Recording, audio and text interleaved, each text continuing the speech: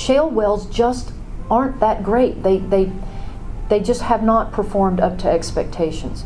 Will you get some oil and gas out of them in the early days? Sure you will. Will it last any meaningful period of time? It hasn't in any shale play to date.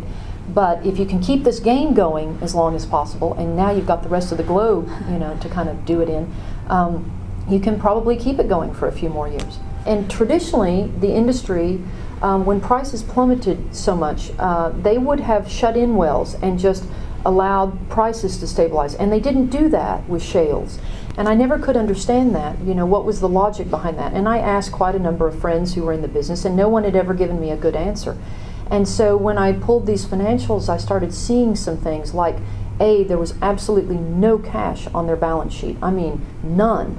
So I went in and I pulled the financials on most of the major players in the Barnett at that time, and I saw the same picture across the board. And that's when I knew something wasn't right. Now, I wasn't exactly sure I could pinpoint what wasn't right, but I had theories about it. And that's when I started going and publicly stating that I thought maybe there were some problems with shales. And of course, there was enormous pushback from the industry. And everyone thought I was insane to be speaking against the oil and gas industry. And also they thought that I was incorrect because we had been told that these wells would go on for decades and decades to come. I mean, I'm quoting industry there. And that these wells would be long-lived, that we would make a lot of money.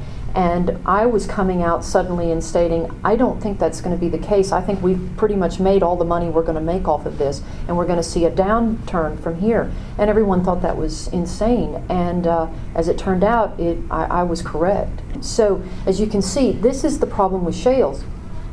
You get the most money you're ever going to get from shales in the first 12 months. And then it slides off a cliff. But the number of wells that they drill continues to go up because they're trying to keep the production platform or plateau stable, but they have not been able to do it in any shale play to date, not even close. And so you have this frenzy of drilling, which means a frenzy of environmental problems as well, but they cannot keep the revenue stable or the production stable. It just slides. That's a bit of a problem. My work shows that you do get some economic benefit from shale, there's no doubt about it, for about the first 3 to 4 years, and then it plummets like the proverbial rock off a cliff. It just falls off. The jobs go away. I mean, they just kind of leave town after that because they cannot keep that without a continuous proliferation of wells. My guess would be that they know these shale wells produce the most money they will ever produce, the most profit in the first, say, 4 or 5 years. So if they lock it in for, say, a 5 to 10 year contract, they're going to take out the bulk of the money up front and share in those profits. I'm guessing at this. I'm not sure because I haven't looked at any of this.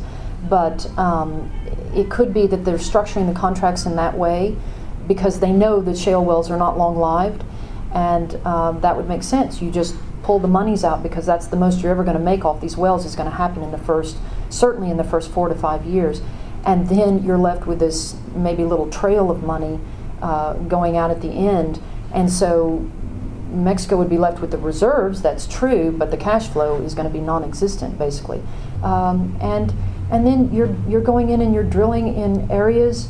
I know in Mexico, some of the maps that I've seen, you're talking about the desert there. You're talking about the desert Southwest in the United States. And that's going to have a significant impact on local communities, on the water tables of local communities. So how does that play out economically? I mean, at some point, cities can't thrive without water. So do you just wipe out an entire city? I know this is kind of theoretical, but I could see how it could happen in desert areas, where you just get where there's no water left.